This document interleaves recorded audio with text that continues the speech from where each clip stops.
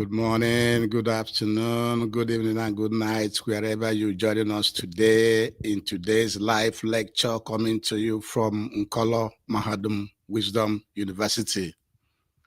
Today's date is Oye Market Day in the Igbo lunar calendar and 10/21/2025 in the Roman Catholic calendar.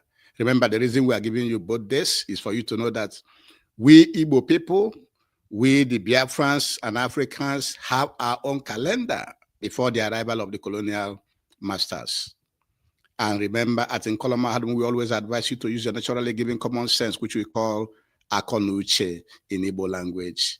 And Nkolo Mahadum was created on the foundation to provide you with the correct information, accurate information, than the misinformation, misdirection, and miseducation from our colonial masters and their stooges and institutions in our land. That is why we package our lectures, our informations from Igbo man, from Biafran and African perspectives, how you should be seeing things. We want you to always see things from how it concerns you, not from how it concerns other cultures, because every culture is fighting for their own protection and for their own advancement. And so it is very important that you join us on YouTube, Facebook, Twitter, and TikTok, because right now we are live on YouTube, we are live on Facebook, and we are live on TikTok.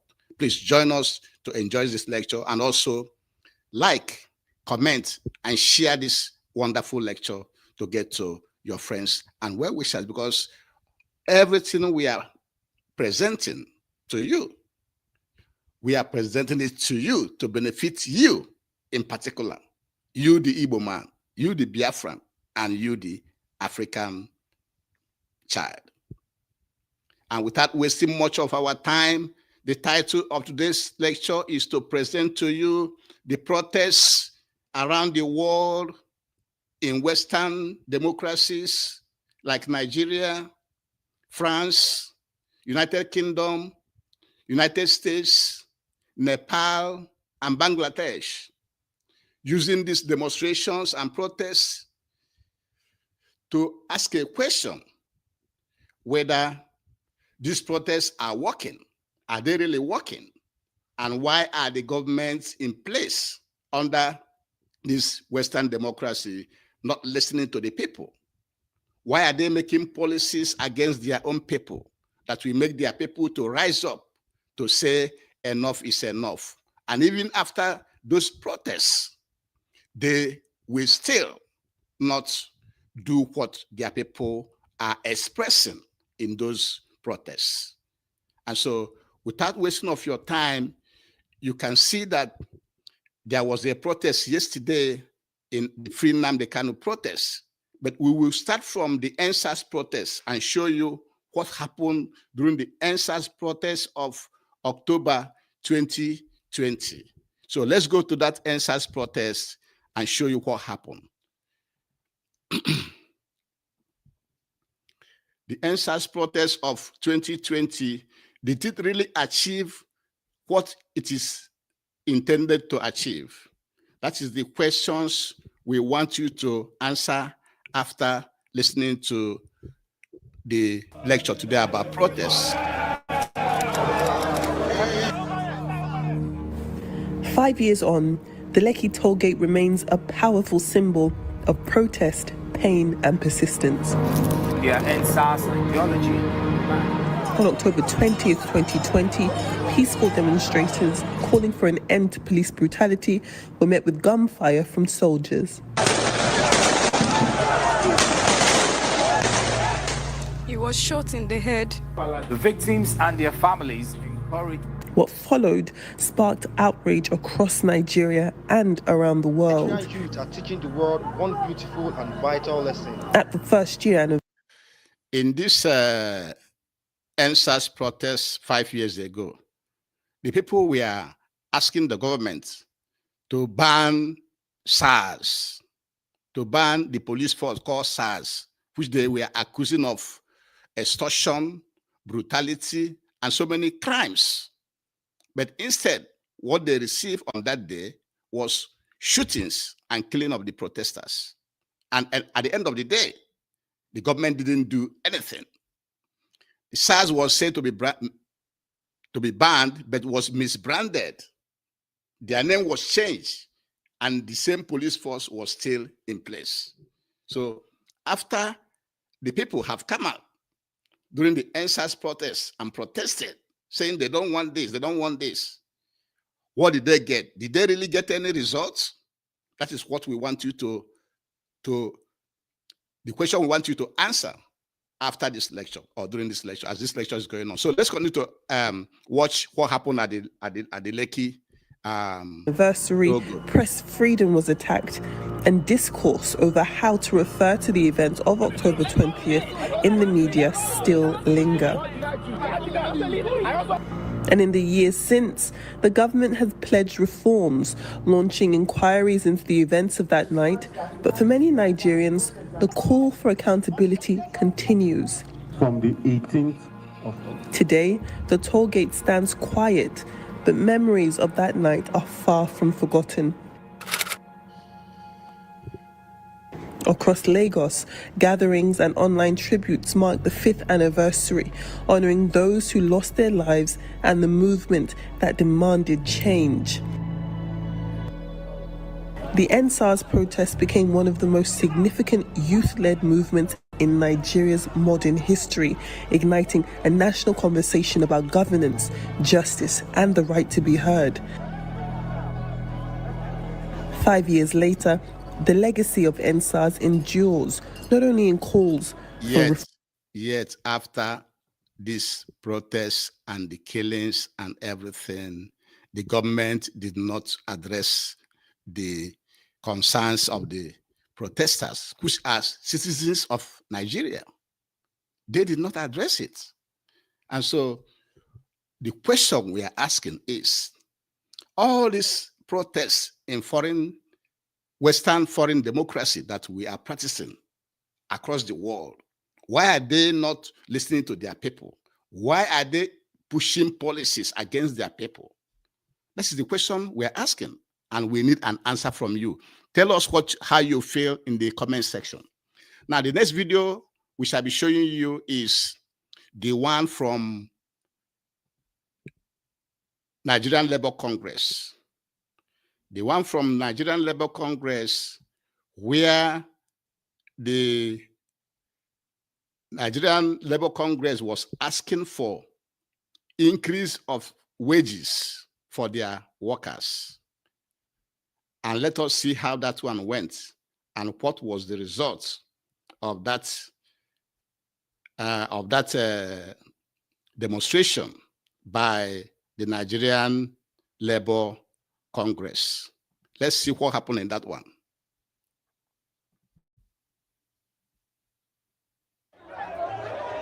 Hundreds of members of Nigeria's main labor unions marched in the capital, Abuja, on Wednesday. They are protesting possible changes to the minimum wage system. We are not happy at all. We have our children and our needs too. In 2019, Nigeria's minimum wage was increased to 30,000 naira or $79 a month, up from 18,000 naira. Unions had gone on strike in late 2018 to push for the rise. But a bill now under discussion in the House of Representatives could change that. The credit for this video goes to Reuters. Reuters have credits on this particular video covering the protests of the Nigerian Labour Congress asking for a wage increase. And the bill the reporter is talking about that is in the House was the bill that finally increased the wages to 70,000 minimum wage. 70,000 minimum wage, while the senators are earning almost 30 million every month. And they are increasing the salary of an average worker, the wage of an average worker, to 70,000. Compare 70,000 to 30 million being earned by senators and other ministers and those in the presidency. and National Assembly. Is it fair? So after all the demonstration by the Nigerian Labour Congress, what they got was only 70,000 wage increase. Let's continue to watch that video and see how it goes. It proposes Nigeria's 36 states each set their own minimum wage rather than it being decided by the federal government. Many states have struggled to pay the salaries of civil servants in recent years. It was negotiated. Outside Parliament, Ayuba Waba, president of the Nigerian Labour Congress, said the issue was protecting the most vulnerable workers. Once you remove that bar of having a national ceiling of what cannot be paid as a wage, they will then go back and pay slave wages. Ado Dogowa, majority leader of the lower house, accepted a letter from protesters and said such legislation was still only a proposal. He said the Speaker of the lower house wanted to hold talks with the unions to discuss the issue. That is how this one went. The Nigerian Labour Congress protesting for the wages of their people, of the workers, to increase the wages, and then they finally agreed to increase the wages from 30,000 naira to 70,000 naira. While a lot of people in the National Assembly are earning 30 million every year. Does it make sense? Is this something that a government that is working for the people should be placing their workers on a 70,000 minimum wage, while those in the National Assembly and other places are earning millions and millions every month? So what is the benefit of all these protests? Which means the protests are not working. The government is not listening to the people. And we shall take another video. The protests organized by Showere again. Remember, Showere was the one that organized the NSAS protests. And now, yesterday, he also organized the Free Mazi Nnamdi Kanu now protests. So let us see how that one went. I'm going to show you a video.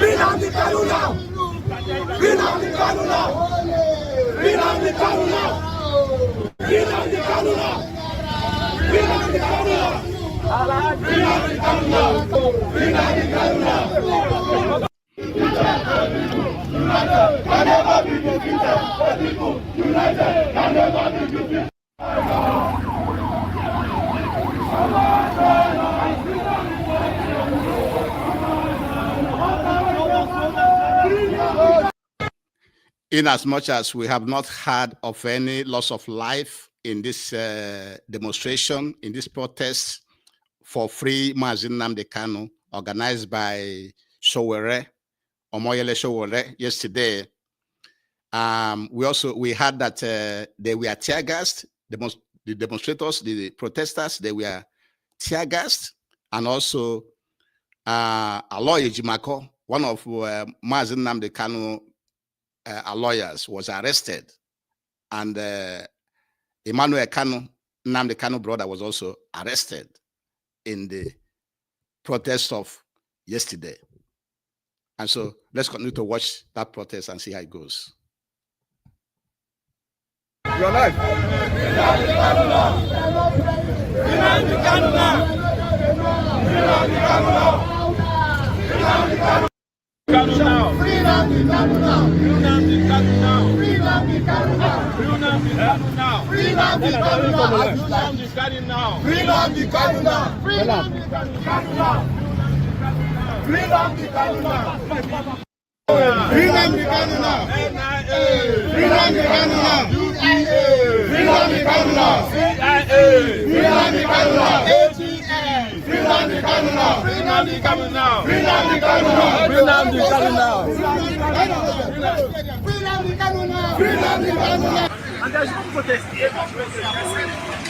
No, they are suspecting somebody, but they don't get.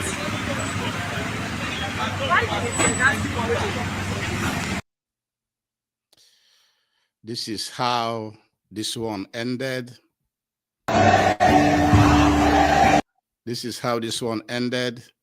The protesters asking for Mazi Nnamdi Kanu, who was illegally renditioned from Kenya after the security forces have gone to his house to kill him, and he was able to escape in 2017, and now he was illegally renditioned from Kenya and being kept in solitary confinement in DSS custody. And now, Omoyele Sowore have organized one of the biggest protests in Nigeria to send a message that all Nigerians are against injustice, that all Nigerians are against the injustice against Mazi Nnamdi Kanu, because injustice to one is injustice to all. They maintain that Nnamdi Kanu have committed no crime and he should be released unconditionally.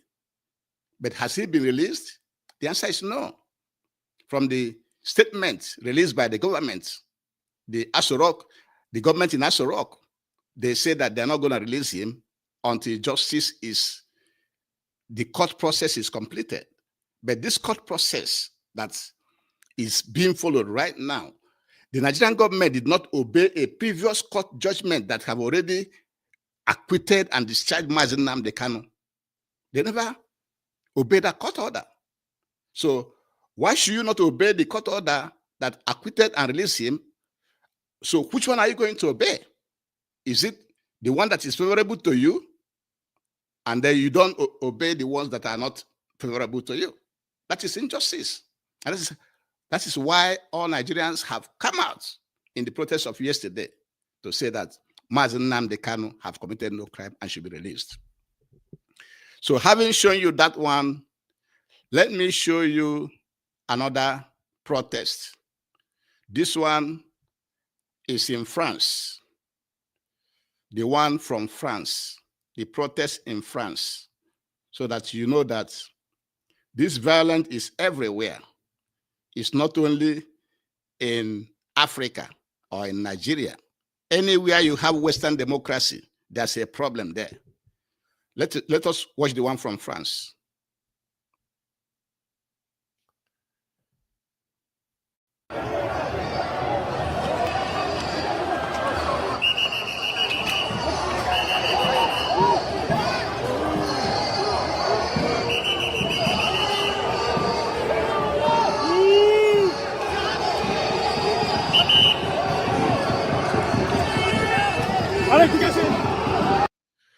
You see all these policemen in France, the same model of the police force defending the government, defending the elites instead of the people.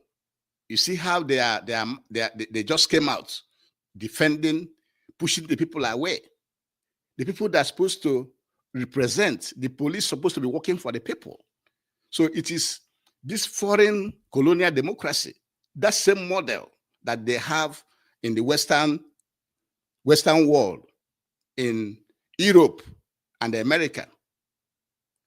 The same thing they are pushing on our people to copy. So let's continue to watch, see what the policemen are doing to their people. In France, let's continue to watch.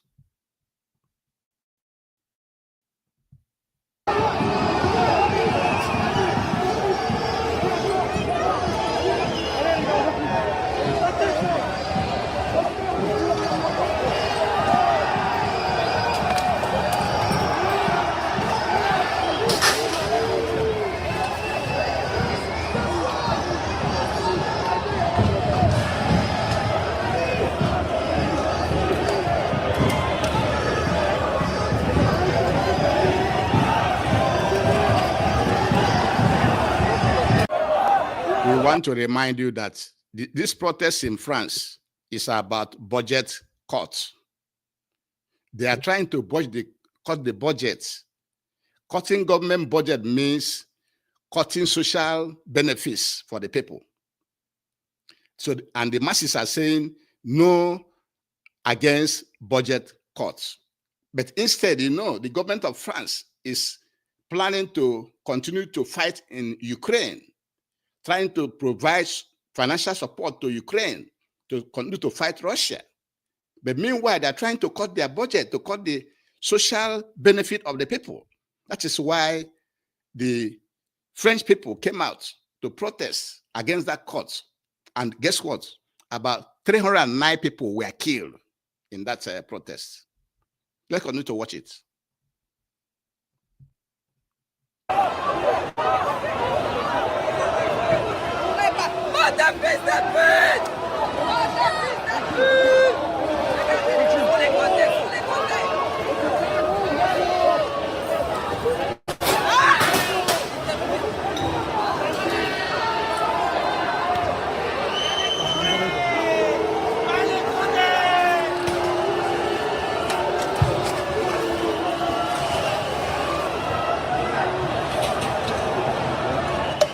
Sorry, 309 people were arrested, not killed. About 309 people were arrested during this big protest in France. Let's continue to watch it.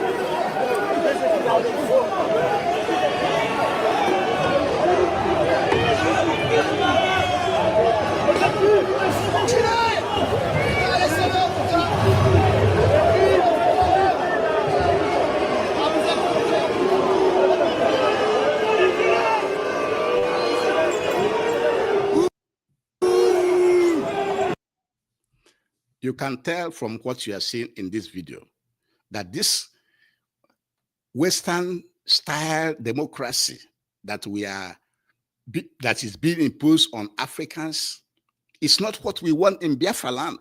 We don't want it. It's a democracy of chaos.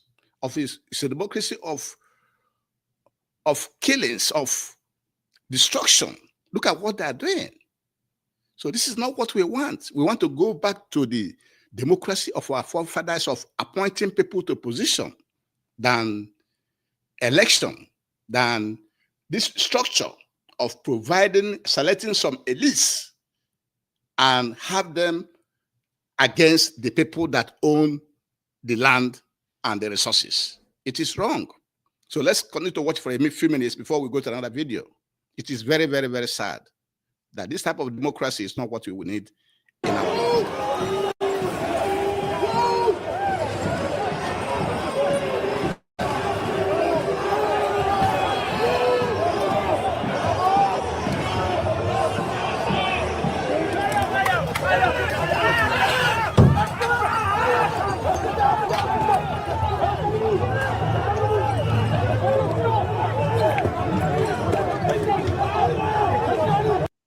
It is important that we let you know that this French protest occurred on September 19, 2025, just last month. Just last month. And if you've been following what is going on, you will have known that there's a lot of protests going on every time in Europe, especially in France, in the United Kingdom, in Germany, in Italy, and so many of the countries over there. because of the policies of the government against their people. That's not what we want in Africa. That's not what we want in Biafra land. That's not what we want in Igbo land. Now, the next video I will show you is the protest in London. Let me show you that video, the one from London. The protest from London against immigration. Let's watch it. Please do this, higher. Traitors, mate, a lot of you. This is our country. You should be here standing with us. The credit for this video goes to Global Thousands News. of protesters The hit the streets of London, England on Saturday to protest immigration. The Unite the Kingdom March, organized by far-right British activist Tommy Robinson, saw a sea of British and English flags, along with signs that read, quote, "Stop the boats and send them home."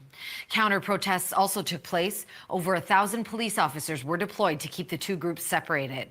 It comes after an increase in debate over migrants that are entering the UK without authorization. This summer saw a number of anti-migrant protests outside hotels housing asylum seekers following the arrest of an Ethiopian migrant who was later convicted of sexually assaulting a 14-year-old girl. It is very important. They need to stop illegal. This immigration protest in London happened on 10/13/2025, just last week. That's when this anti-immigration protest occurred in London. And this is not the first time they are having anti-immigration protests. They've been protesting against immigrants because the British government, the UK government, gave a lot of Muslims access to UK. So if you go to UK now, it looks like a Muslim country. That is what the people are protesting against, that they don't want more immigration, that those in the staying illegally should be deported. And it occurred on 10/13/2025. Let's watch it for a few minutes before we go to another video. Migration into this country, it's tearing us apart. You know, we've got people here, the veterans, our veterans that fought for us and for our freedom, lying on the streets with nowhere to go. But you pop in, get rid of your documents, and you can have a 4-star hotel, free board and lodge.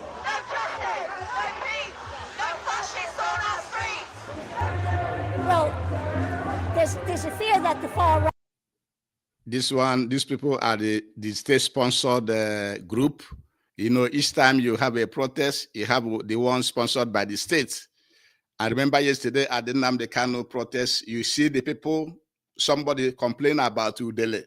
How Udele, our own person, an Igbo person, brought 7 buses of people loaded, working for the government, protesting for the government against releasing Mazi Nnamdi Kanu. So these people you see now are the people recruited by the government to protest in support of bringing more people to stay in the UK, you know? But irrespective of that, we have to go by the most popular opinion of the citizens of that country, of which in this case, the anti-immigration protest in UK was organized by majority of the British people. Having said that, let us now show you another protest from UK. There's another protest from UK, which is very important. I want to show you. And the protest and the credit for this one goes to Sky News of Australia. Another protest in UK. Let me show it to you. Protests have been held in London over the introduction of digital identification. The ID will be needed in order to live and work in the UK. Well, thousands have actually taken part in this through central London this afternoon, culminating here at Downing Street, where they wanted to make the point right outside the seat of power. And what's interesting about the people gathered here today is the fact that there's so many people that you wouldn't really expect to be at a protest ordinarily, people who just feel very strongly that they feel this. This protest occurred on 10/18/2025, just 3 days ago. They are protesting over the government's decision to introduce digital ID. And the people are saying they don't want digital ID because it is against their rights. They will use it to spy on them. They don't want it. And the government wasn't listening, and then they stayed this protest. So let's watch that protest and see how it goes. This is taking society in the wrong direction. They very much think that these digital ID cards are the wrong way to go. They say it's a risk to their security and to their privacy, and they say they will hold protests like this until these ideas are scrapped. Well, the government's insisted that they're going to make people's lives easier if they're introduced in 2029, that it'll be an app on your smartphone, a bit like the NHS app that many people have got, and it will give people access to some of the public services and make life easier. And also to tackle illegal migration as well by proving people's right to work. But these proposals have been criticised by a lot of people who say this is like a digitisation of personal information. It raises some questions, as I say, about where this data and these details go. Well, I've been talking to some people here about what they think. Let's hear what some of the protesters have to say about this idea. We want our freedom. We need to keep control of our sovereignty. End of. You know, you start down this route and then it just goes on. Yeah. I'm born here. I live here. I've got an address here. I pay council tax here. These protests are supposed to be means in this Western democracy for the masses to express how they feel over the government's policies. And the government is supposed to listen to the masses when they express their view. But in this case, in most cases, the government never listens to the masses. So you can see all these protests everywhere. So the next video I will show you is on the Gen Z protest in Nepal. In Nepal. Or before we go to Nepal, let me show you the one from the United States. Let me show you the one from the United States, because United States is not left out in this protest. Let me show you the one against Trump of the United States before I go to Nepal. Let me show you the one for Trump.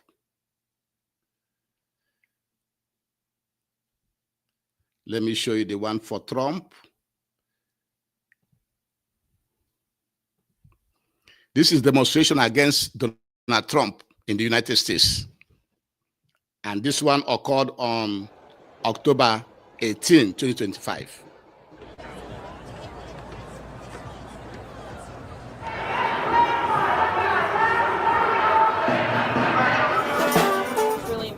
That our government represents all of us, not just some of us. No one's above the law. If there isn't due process for everyone, there isn't due process for anyone. Back up, back up! All these fascist ass cops! If you were to do a little research on the history of Germany in the 1930s, you would see so many parallels that would scare the hell out of you. These mass grabs of families and breaking them up and shipping them out of the country or sending them to these camps. There are just too many parallels popping up.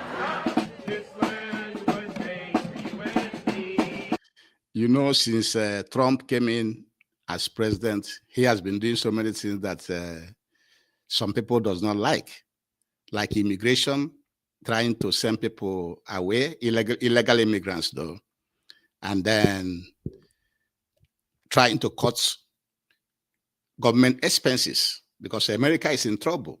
You can even see that the American government is still shut down up to today. It's going up to almost 30-something days now that the American government is shut down because America doesn't have no money. They have to borrow money to continue to run the government. And that is why Trump is doing everything he's doing to see whether America can survive. And so a lot of people doesn't like what he's doing. He has passed so many policies, executive orders, using the executive orders without going to Congress, and many people doesn't like it. And so people are protesting, saying he's like ruling by himself, not involving Congress, doing things on his own way. And the Americans are saying he's acting like a king. They don't want a king. He should listen to the Congress and listen to the people. So let's continue to listen to that protest by the American people.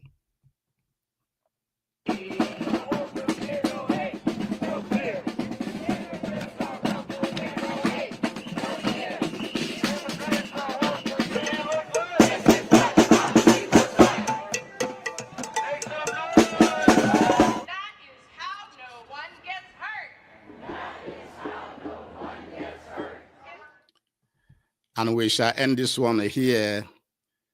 And then the question you have to ask yourself is, why are the leaders of the governments in Western democracy often implement policies that is against the people that they are representing?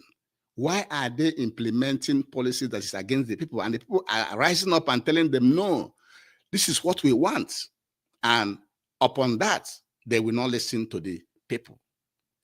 And this Western democracy, we don't want it in Igbo land. We don't want it in Biafra land. We don't want it in Africa.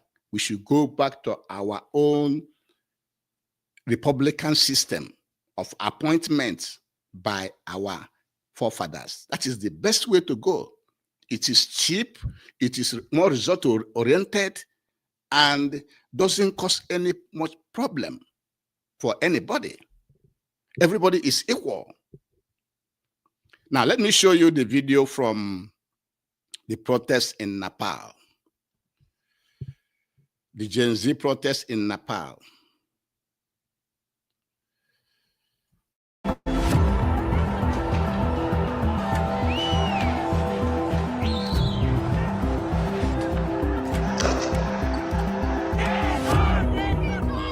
The Himalayas have always whispered stories of resilience, mysticism, and quiet diplomacy, but those whispers have turned into cries.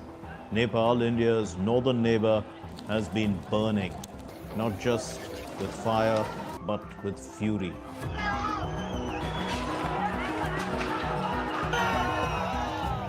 What began as a digital grievance has erupted into a generational revolt. What's the genesis of this problem? Why are the youth so angry? Let's connect the dots. The government's sudden decision to ban 26 social media platforms, including Facebook, Instagram, and X, was framed as a move to curb hate speech and misinformation. But for Nepal's youth, it felt like a gag order, a final insult in a long list of betrayals. You see what they're saying here? The government of Nepal wants to ban social media. They wanted to ban social media.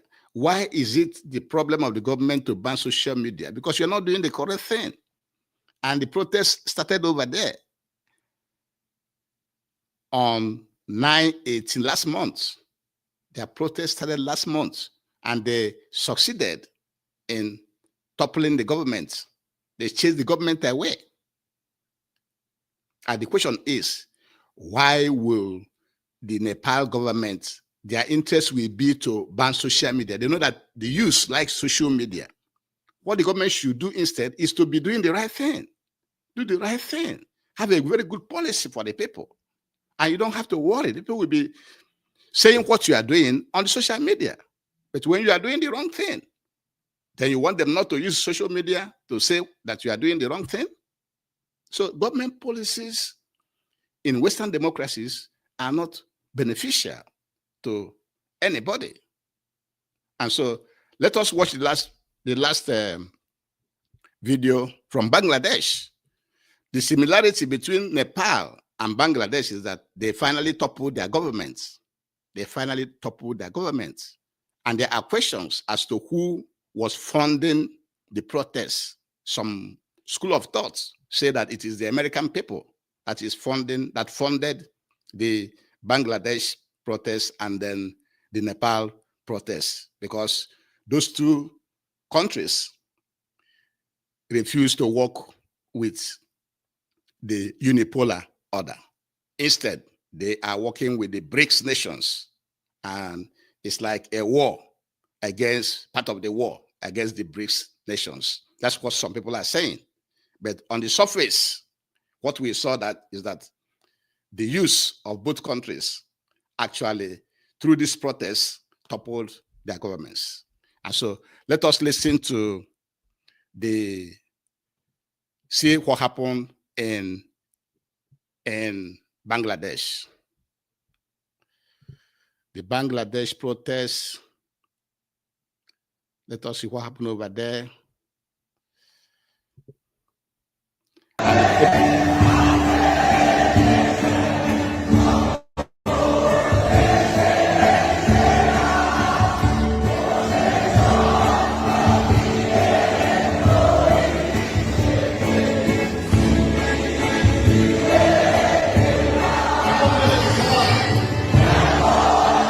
The credit for this video goes to Indian Express. You know that India and Bangladesh and Nepal, all of them are close. It's like they share boundaries.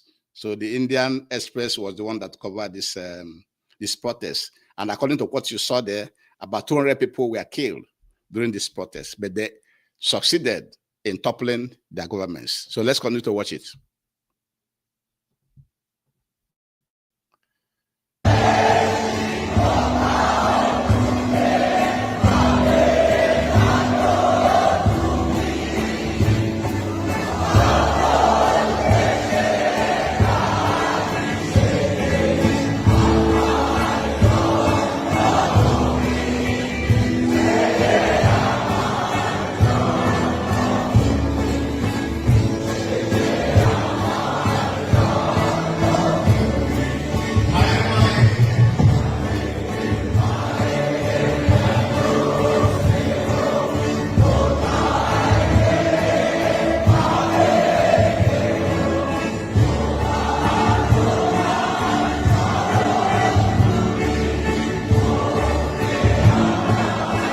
I will cut this one up and show you.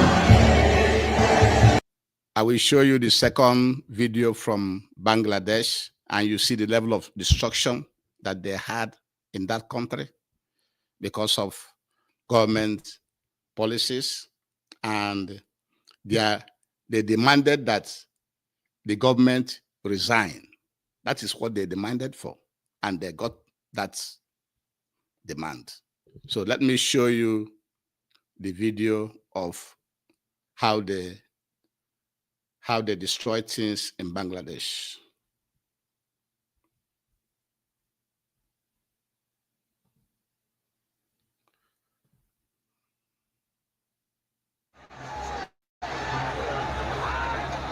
The movement we've witnessed in Bangladesh over the past month is being called the first revolution led by Gen Z. We've seen a mass uprising by students of Bangladesh who are angry over an unfair job system, but has transformed into something that is about justice and fighting corruption in Bangladesh. After weeks of protests, more than 300 people have been killed. So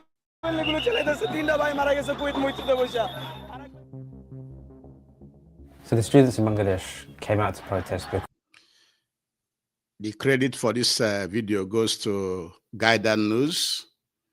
And you had how many people that were killed in this protest? The ones that were reported. How about the ones that were not reported? So let's continue to watch it. because of a system which allocates government jobs based on certain quotas, and a large proportion of that went to the families of freedom fighters. So the freedom fighters are people who fought against Pakistan for independence in 1971. Now in Bangladesh, for students who worked really quite hard to get their degrees and hopefully build a career, it felt really unfair. The government has tried to contain it at every stage by arresting the student leaders, attacking them, by killing them. Those images have got out there and they've galvanized the population. When the Supreme Court overturned the quota, the protests could have stopped there. But people kept going because they wanted justice for those who'd been killed in the first few weeks.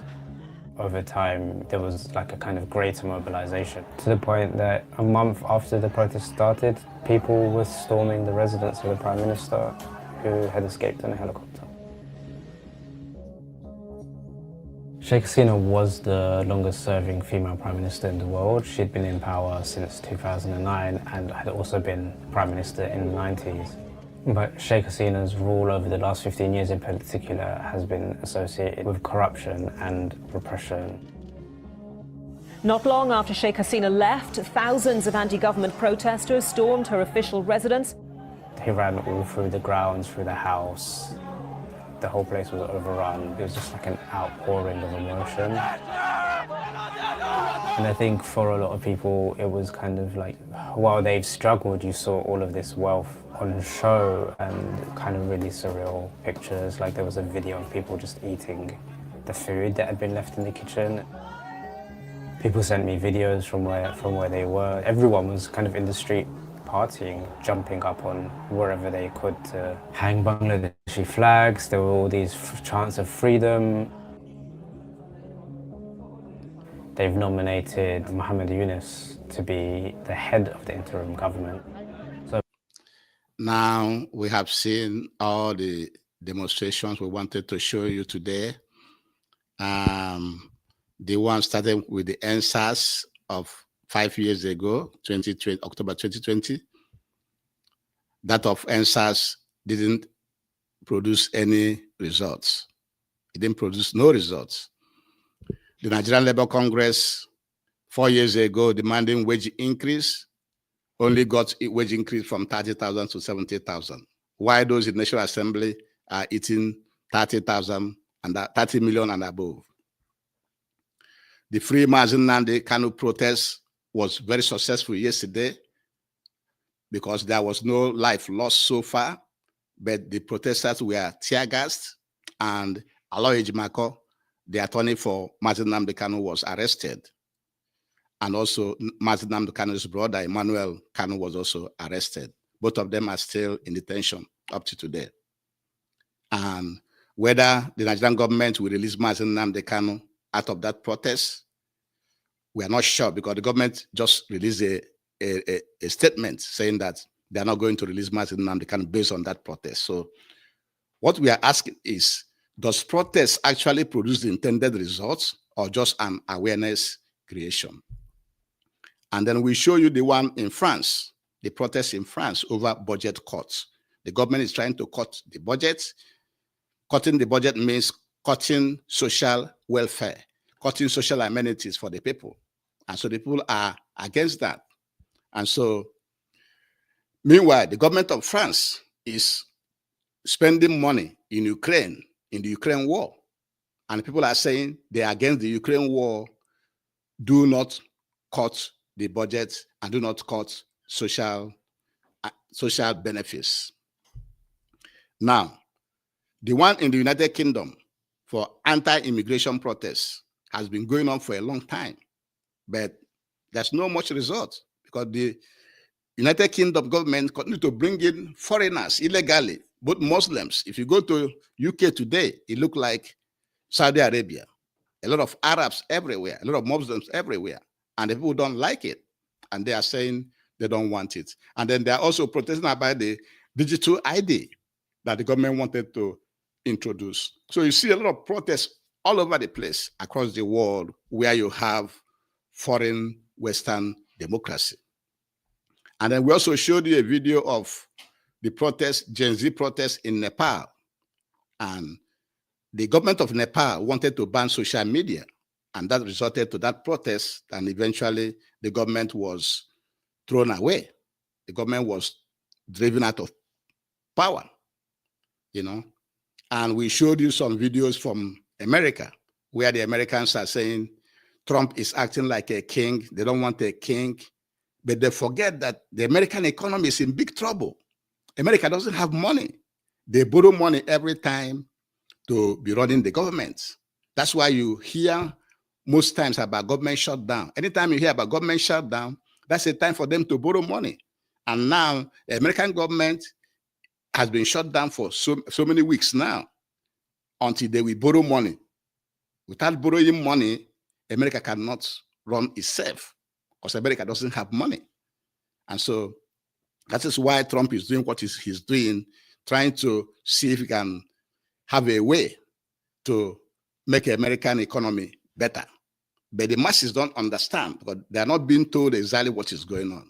And so they are against Trump's immigration war, Trump's tariff war, and so many other cuts that Trump is trying to implement.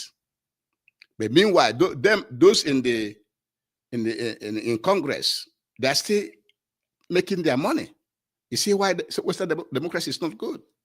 Because even though the masses are suffering, but those in Congress and in government, they are still living large.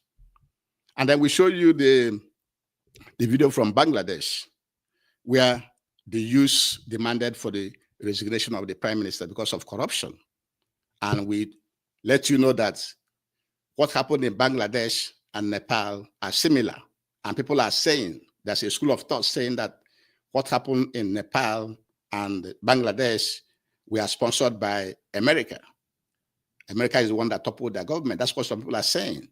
And so, but what we saw on the surface was demonstration by the youth, which drove away their government. And so what we are saying is, with all these demonstrations, protests across the world, any day you wake up, if you are following things, you must see one or two protests across the world from governments of Western democracy, foreign Western democracy. And we are saying, why are governments of Western democracy implementing policies against their people? Why are they not listening to their masses when they tell them what they wanted? Because protests in a democracy is meant for the masses to express how they feel to the leaders and for the leaders to listen and implement what the people wanted. But in this case, they are not implementing what the people wanted. And we are saying that if this is the case, foreign Western democracy is not needed in Igbo land. It's not needed in Biafra land. We don't need it in Africa. We should go back to our ancestral Republican democracy of appointing qualified people to position of classless society, where people are appointed and you go there to represent your people, not to represent yourself. And with this, we shall bring it to this lecture to an end.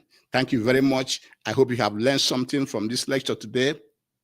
We are also asking our followers and our viewers, if you want to come on an interactive section with us, express that in the comment section so that we can discuss with you and know when you can appear live with us in topics concerning the Igbo race, the Biafran and African and world affairs, And in addition, if you want to advertise your business, anything you want to advertise your organization, also express that in the comment section so we can discuss on how to get that done. Finally, please like, share, comment, and then subscribe to our YouTube channel. Follow us on Facebook and Twitter. And then go back to our previous lectures, because all the lectures we have packaged is for you, your benefits, so that you can understand the world that you live in, make better decisions, and be more successful in it. And with this, we shall bring it to this lecture to an end. Thank you very much for joining me, and have a very, very beautiful day. Thank you. Bye-bye.